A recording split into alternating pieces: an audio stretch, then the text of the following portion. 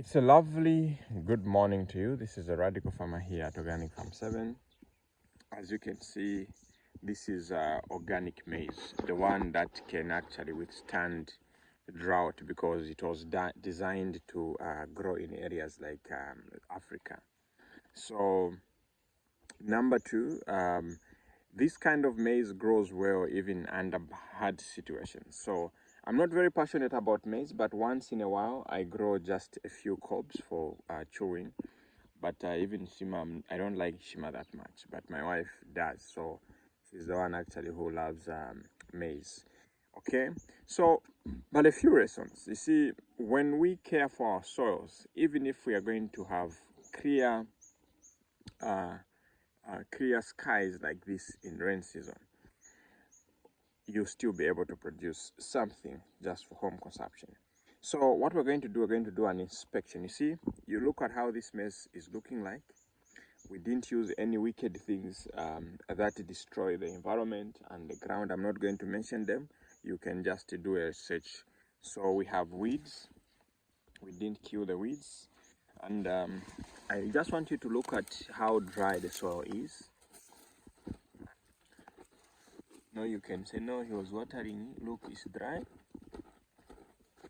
See, very dry. You can see there's no water here.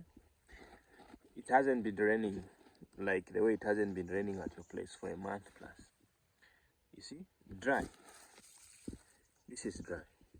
Even dust is coming out. But one thing that you see, there's a lot of organic matter.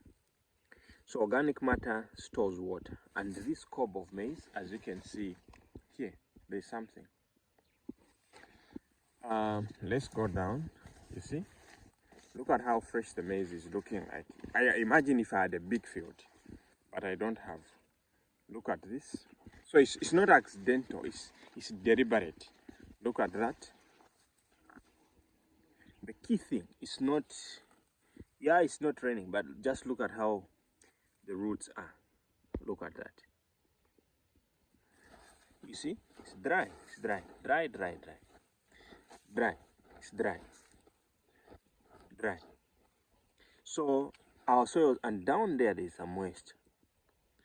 You see, because the soil is well covered, there is enough organic matter. Look at the roots. So what am I saying? If we are maize farmers, you have to listen. When I say grow sun hemp, you have to grow sun hemp. When I say grow cover crops, like sun, you talk about pumpkin seeds, you talk about cowpeas. Those things, they would help us grow food even under hard times. Look, imagine if our fields were looking like this, green.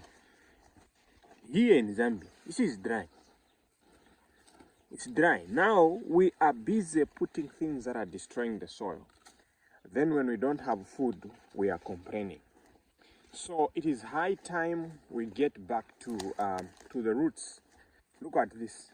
Imagine if I had a big field. Look at that. You see? Look at that. Look at this maize. So when you build your soils, I can assure you, yes, hard times will be there. Just that as human beings, we are very stubborn. Yeah, we are very stubborn.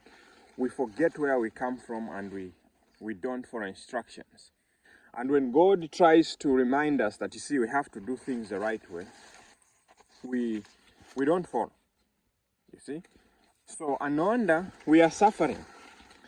We are suffering because of our choices. Me, I'm not going to say no because of climate change is not natural. It's fabricated by human beings because of their practices. So there is absolutely no way we are going to say no, things are okay. No, it's because no. These problems, we've invited them, we've been creating them, we've been applying for them, and right now they have come. And if we are not going to change, and actually let me tell you the truth, it will not be easy to reverse the ozone layer within a short period of time. The only thing that we have to do, those that have got ears, they should listen and change their practices. Yes, it will be hot. Yes, there will be no rains, but those that are going to be following the principles of nature and the principles of God will still be able to produce food. Those that are stubborn, those that are using methods that are not good, trust me, they are going to reap. That one I can assure you without even beating behind the bush. It is those that are going to do the right things. Those that are going to be mulching, those that are going to be building their soils, those that are going to be harvesting water by covering their ground, planting cover crops, those that are going to be feeding the soil so that it can feed the plants, those are going to be able to produce food and they'll be able to make a lot of money, because the majority are going to fail because they want shortcuts. Shortcuts. And those shortcuts are going to cut them. So it is high time we get back to the roots. It is high time we start growing food the way it should be grown. It is high time that we get to innovate methods that are not destructive. It is high time that every farmer gets to know what is doing to the soil. And I can assure you that the results, just look, it's dry, very dry. But look at how the maize is looking like, fresh.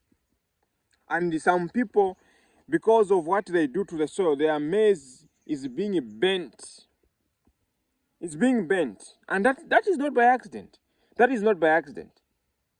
There is something that we've done wrong to the soil. So as a result, it is reacting in a very different way. So even if we didn't have rains, but at least if we could do some practices that are very good. There are certain soils that are very good but have been destroyed.